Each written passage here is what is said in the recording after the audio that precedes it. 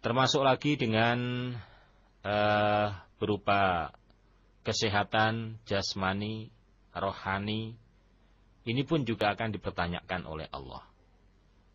Jadi yang jelas bahwa semua apa yang sudah Allah berikan pada kita, kenikmatan-kenikmatan itu pada saatnya nanti kita akan dimintai pertanggungjawabannya. Untuk itu, supaya kita sama-sama selamat. Supaya jangan sampai kenikmatan yang diberikan Allah kepada kita justru akan membuat suatu permasalahan nanti di hadapan Allah. Akan menimbulkan kesulitan kita nanti di hadapan Allah disebabkan karena kita tidak bisa memanfaatkan, tidak bisa menggunakan kenikmatan yang Allah berikan kepada kita sebagaimana yang telah dimaksud, sebagaimana yang telah dikehendaki oleh Allah Subhanahu wa taala. Ya. Sehingga Bapak Ibu para pendengar setia kaum muslimin, apabila kenikmatan-kenikmatan yang Allah berikan kepada kita, kita tidak bisa memanfaatkan dengan sebaik-baiknya, nah tentu ini akan menjadi permasalahan, akan menjadi suatu ganjalan, hambatan kita nanti di akhirat. Maka mari kenikmatan-kenikmatan yang Allah berikan kepada kita, kita niatkan dan kita pergunakan untuk hal-hal yang baik. Ya, jelasnya ya kita pergunakan untuk ibadah. Kita diberi sehat, kita manfaatkan dengan kesehatan ini, ya kita isi dengan hal-hal yang positif, dengan hal-hal yang baik. Karena pada dasarnya semua kebaikan-kebaikan, nah itu adalah merupakan suatu ibadah.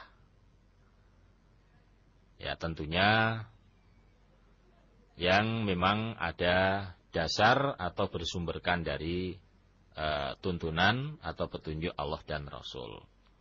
Dan memang kita sebagai orang mukmin, ya kita harus selalu berusaha untuk berbuat kebaikan. Karena ini sudah merupakan satu paket. Innalladzina amanu wa amilus sholihah.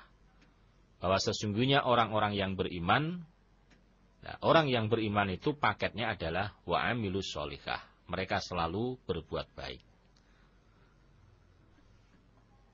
Nah, supaya kebaikan-kebaikan yang kita lakukan ini betul-betul akan berbuah pahala dan akan mendapatkan imbalan surga dari Allah Subhanahu wa taala, maka pertama, ya kita harus selalu mencocokkan, ya kebaikan-kebaikan yang kita kerjakan ini betul-betul kebaikan yang bukan hanya sekedar menurut angan-angan kita saja, namun juga betul-betul kebaikan yang tidak melanggar ketentuan-ketentuan Allah dan juga ketentuan-ketentuan Rasulullah Sallallahu Alaihi Wasallam.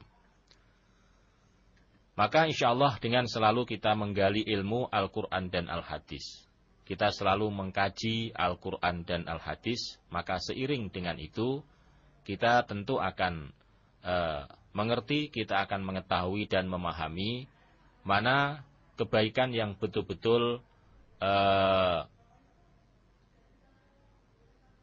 berlandaskan aturan Allah Rasul dan mana kebaikan-kebaikan yang hanya ya dilandasi dengan mungkin hawa nafsu, kebaikan yang hanya mungkin dilandasi dengan angan-angan semata. Ya, karena terkadang ada sesuatu yang menurut manusia itu baik, tapi sesungguhnya menurut syariah, wah itu tidak baik. Nah, maka insya Allah sekali lagi kaum muslimin pendengar setia Radio Samhan, dengan kita selalu mengkaji Al-Quran dan Al-Hadis, maka insya Allah